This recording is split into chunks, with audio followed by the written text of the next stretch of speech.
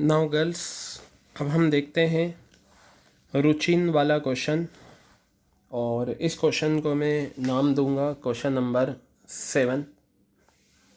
चलिए देखिए क्या लिखा हुआ है। Ruchin approach Thomas Cook. Ruchin ने अप्रोच करा Thomas Cook a tour and travel company to inquire about Europe tour packages available during summer vacations. Summer vacations में कौन कौन से यूरोप के टूर पैकेजेस अवेलेबल हैं उसके बारे में इंक्वायरी करी। जो टूर कोऑर्डिनेटर था राहुल, उसने 5 different packages different combination day night के बताए उसने यानी कि रुचिन ने सेलेक्ट करा 1 पैकेज ऑफ कॉम्बिनेशन स्विट्ज़रलैंड और पेरिस का, जिसमें 6 नाइट्स हैं और 7 दिन हैं, और कंप्लीट करा प्रोसीजर टूर का, सारे डॉक्यूमेंट सबमिट करें पेमेंट के साथ। उसने he also ask about category of hotels. उसने कैटेगरी ऑफ होटल्स के बारे में भी पूछा, 3 star 4 star, climate of tourist countries, सारी इन्फॉर्मेशन, इन कंट्रीज़ की करेंसी, कब डिपार्चर होना है, कब फ्लाइट का नेम क्या है, कोई प्रिकॉशंस अपनानी है या नहीं। आगे बताया identify and explain. Identify and briefly explain, यानी कि पहले आप उसे आइडेंटिफाई करना और एक्सप्लेन भी करना कौन कौन से राइट अवेल करे हैं रुचिन ने। बेटा आप ज़रा ध्यान से सुनो, कुछ राइट तो ऐसे हैं जो आप यहाँ लगेंगे ही नहीं पूरी स्टोरी पढ़कर। Right to be heard, right to seek redressal, क्योंकि कोई धोखा ही नहीं हुआ, ना तो कंप्लेंट होगी ना उसका कंपनसेशन मिलेगा, तो वो सिरे से वो राइट हट गए। अब आप यहाँ देखो, जो टूर कोऑर्डिनेटर था राहुल, उसने 5 डिफरेंट पैकेजेस डिफरेंट कॉम्बिनेशन के मेंशन करे, यानी कि उसने अपनी सर्विसेज के बारे में सारी information they the.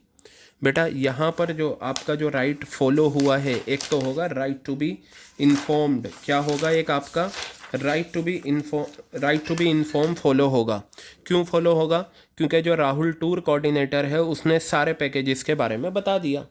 Right to be inform, अगर हम प्रोडक्ट बेच रहे हैं तो लेबलिंग से पता चल जाता है, और अगर हम सर्विसेज दे रहे हैं, ये सर्विसेज हैं, अगर हम अपनी सारी सर्विसेज के बारे में बता दें तो हमारा right to be inform follow हो जाएगा। तो इसका एक राइट तो हो गया राइट टू बी इन्फॉर्म। ठीक है, आप ये लिखेंगे और फिर इसे एक्सप्लेन भी करेंगे। दूसरा, ध्यान से देखिएगा, कितने पैकेजेस थे?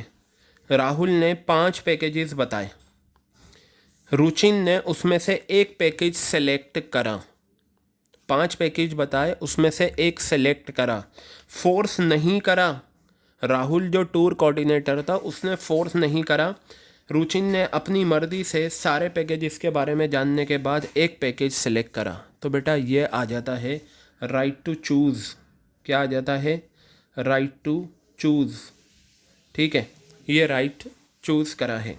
तो ये दोनों राइट यहाँ पर एक्सरसाइज हुए हैं, इन दोनों को आपको एक्सप्लेन करना है। नीचे बताया मेंशन एनी 3 रेस्पॉन्सिबिलिटीज़, 3 जिम्मेदारियाँ बताओ जो कंज्यूमर को हमेशा अपने दिमाग में रखनी चाहिए किसी भी गुड या सर्विसेज को परचेज़ करने से पहले।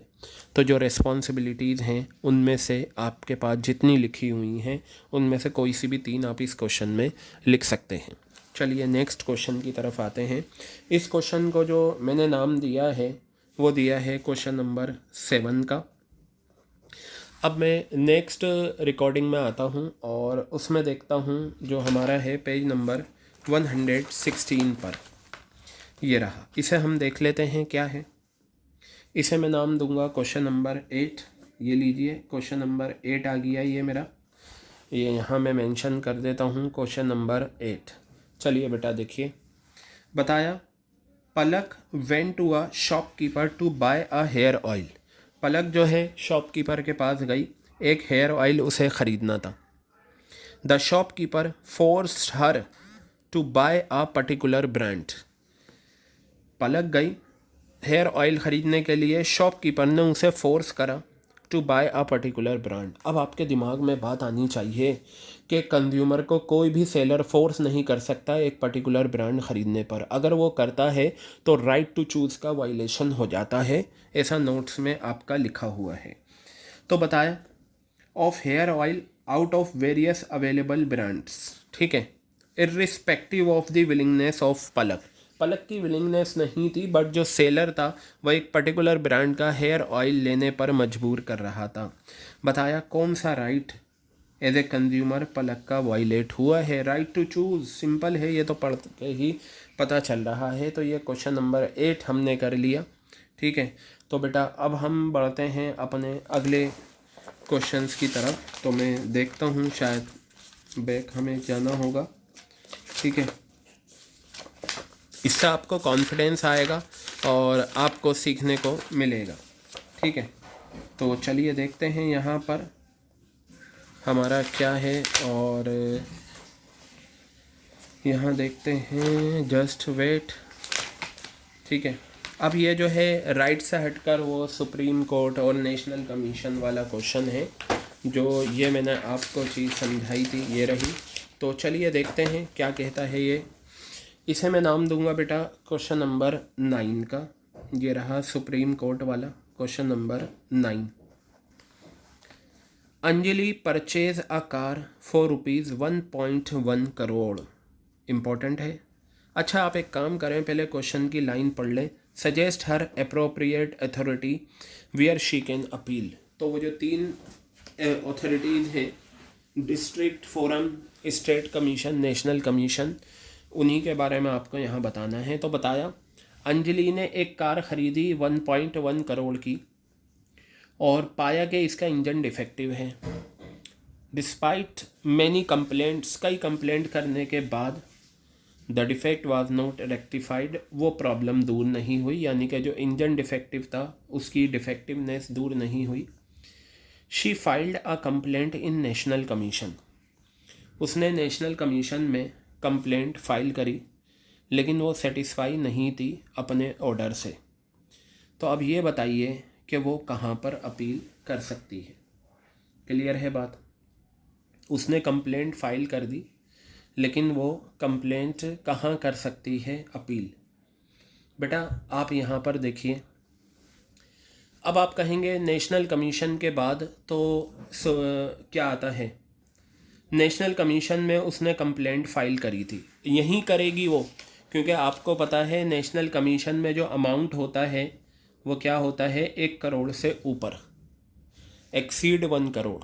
तो यहाँ पर अमाउंट 1.1 करोड़ है, तो उसने नेशनल कमीशन में कंप्लेंट फाइल करी, लेकिन क्या हुआ, वो नेशनल कमीशन के ऑर्डर से सेटिस्फाई नहीं है। तो क्या वो आगे कंप्लेंट फाइल कर सकती है? कर सकती है, लेकिन ये पैराग्राफ की मीनिंग को आप पहले समझ लें। क्या था?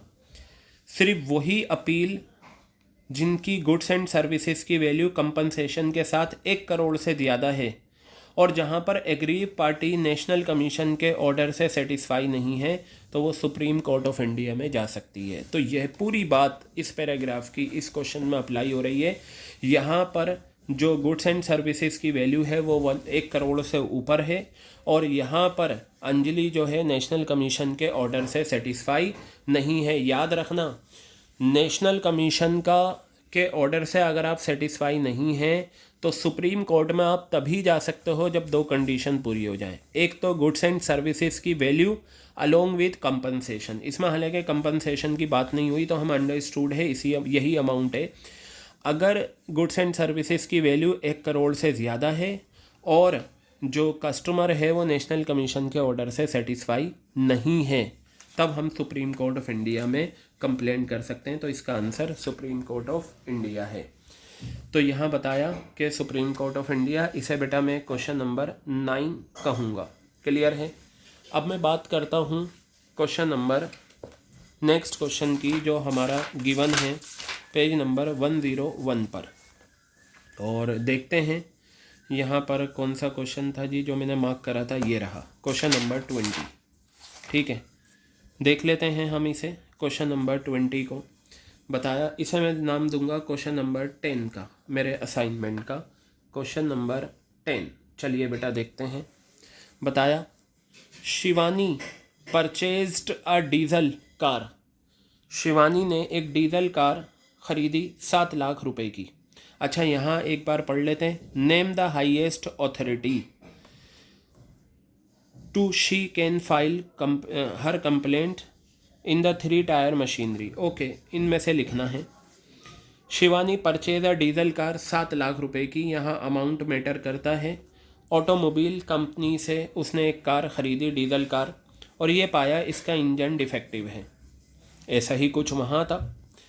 कई सारी कंप्लेंट के बाद डिफेक्ट नहीं दूर हुआ, तो वो हाईएस्ट अथॉरिटी को बताओ where she can file her complaint. अब एक चीज़ आप यहाँ पर देखें, name the highest authority to she can file complaint in the 3 tier machinery under the consumer protection act. ठीक है, क्वेश्चन नंबर 20 है। अब बेटा एक चीज़ यहाँ पर देखना, इससे पहले जो हमने क्वेश्चन नंबर 9 डिस्कस करा था, ठीक है, मैं आपको दिखा देता हूँ, वो पेज नंबर 86 पे था। क्या था यहाँ पर, देखिए 1.1 करोड़ था अमाउंट, और कई सारी कंप्लेंट के बाद वो डिफेक्ट दूर नहीं हुआ। उसने नेशनल कमीशन में फाइल करा था, लेकिन वो उसके ऑर्डर से सेटिस्फाई नहीं था। यहाँ पर क्या है, यहाँ पर ये नहीं बताया कि उसने कहीं अभी तक करा ही नहीं, तो अब वो नाम बताना है अथॉरिटी का जहाँ पर वो अपनी कंप्लेंट फाइल कर सकती है। तो बेटा अमाउंट देख लो 7 लाख, और यहाँ पर बताया डज नॉट एक्सीड 20 लाख, जहाँ 20 लाख से ऊपर ना जाए तो डिस्ट्रिक्ट फोरम में वो अपनी कंप्लेंट फाइल कर सकती है। क्लियर हो गई। तो मैंने आपको बताया था बहुत इम्पॉर्टेंट है, कॉन्सेप्ट क्लियर होंगे तो फ़ौरन क्वेश्चंस आपसे हो जाएंगे। अब हम आते हैं पेज नंबर 101 पर, 107 पर, और देखते हैं कौन सा क्वेश्चन है जो हमें कवर अप करना है। हाँ, क्वेश्चन नंबर 25 है, ठीक है। और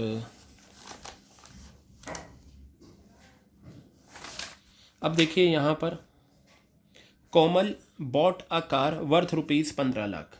कोमल ने 15 लाख की कार ख़रीदी। उसे ड्राइव करने के बाद उसने ये अच्छा, इस क्वेश्चन को जो मैं नंबरिंग दूंगा वो असाइनमेंट का क्वेश्चन नंबर 11 रहेगा, और यहाँ पर भी ये क्वेश्चन नंबर 11 आ जाएगा। क्लियर है बात। तो बेटा कोमल ने एक कार ख़रीदी 15 लाख की। उसे ड्राइव करने के बाद उसने ये पाया कि कार का एसी काम करना रुक गया है। उसने अप्रोच करा डीलर को, लेकिन उसने इस मैटर में देखने से मना कर दिया। तो बताइए, अब राइट नहीं पूछा यहाँ पर, अगर राइट पूछते तो वायलेशन पूछते और राइट टू बी हर्ड का वायलेशन होता। सजेस्ट हर सूटेबल अथॉरिटी जहाँ पर वो कंप्लेंट फाइल करे। 20 लाख से कम के जो भी होते हैं प्रोडक्ट, उनकी कंप्लेंट कहाँ फाइल होती है, डिस्ट्रिक्ट फोरम। तो मैं यहाँ लिखूँगा डिस्ट्रिक्ट फोरम। क्लियर आ गई बात ये। अब इन्होंने यहाँ पूछा है what procedure will be followed by concern authority to redress her grievance. हालांकि ये नई बात पूछ ली है इस क्वेश्चन में, जो हमारे सिलेबस से अभी कुछ लेना देना नहीं। सो लीव इट, इस बात को अभी आप रहने दें, ठीक है। और आप सिर्फ ये देखें सूटेबल अथॉरिटी क्या है। तो बेटा इस क्वेश्चन में सूटेबल अथॉरिटी डिस्ट्रिक्ट फोरम है। क्लियर हो गई बात ये। तो ये था क्वेश्चन नंबर 11।